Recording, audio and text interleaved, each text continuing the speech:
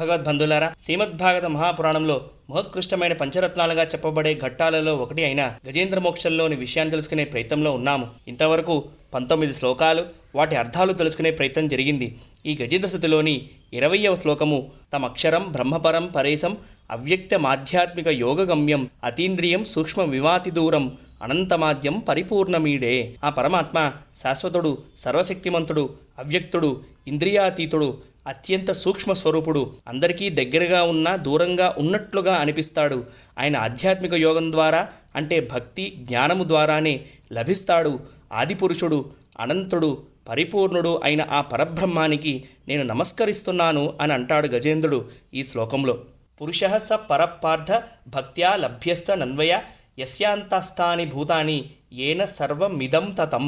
ఓ అర్జున, సమస్త ప్రాణులు ఆ పరమాత్మలోనే అంతర్గతములై ఉన్నాయి. ఆ సచ్చిదానంద ఘన పరమాత్మ చేతనే ఈ జగత్తు వ్యాపించి ఉంది. అటువంటి సనాతన అవ్యక్త పురుషుడు అనన్యభక్తి ద్వారా మాత్రమే లభిస్తాడు అని గీతాచార్యుడు అంటాడు 8వ అధ్యాయం అక్షర బ్రహ్మయోగం 22వ శ్లోకంలో.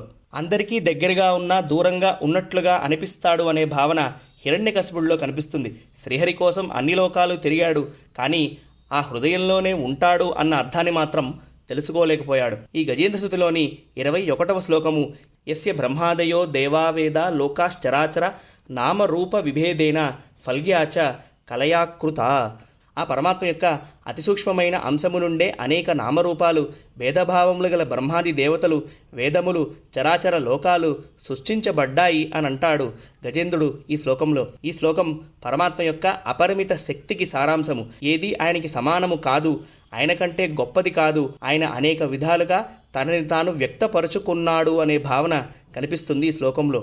ఏతావానస్య మహిమా అతోద్యాయాగుశ్చ పూరుషః పాదోశ్చ విశ్వాభూతాని త్రిపాదస్యామృతం దివి త్రిపాదోర్థముదైత్పురుషః పాదోస్యేహాభవాత్ పునః తతో విశ్వం వ్యక్రామత్ శాసనానశనే అభి అని అంటుంది పురుష సూక్తం. ఆ పరమపురుషుడి యొక్క 4వ వంతు మాత్రమే ఈ సృష్టి, మిగిలిన 3 వంతులు కూడా మనకి కనిపించవు అని అంటుంది పురుష సూక్తం. ఈ గజేంద్ర స్థుతిలోని 22వ శ్లోకము యథాతిశోగ్నే సవితుర్గవస్తయో నిర్యాంతి సంయాంతి సకృత్ స్వరోచిషః తథా యతోయం గుణసంప్రవాహో బుద్ధిర్మనః కాని శరీర సర్గ.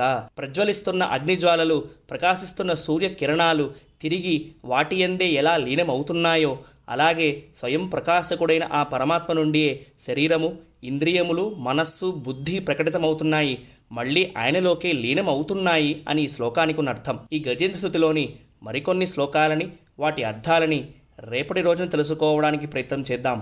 అంతవరకు హరే కృష్ణ, జయ శ్రీమన్నారాయణ.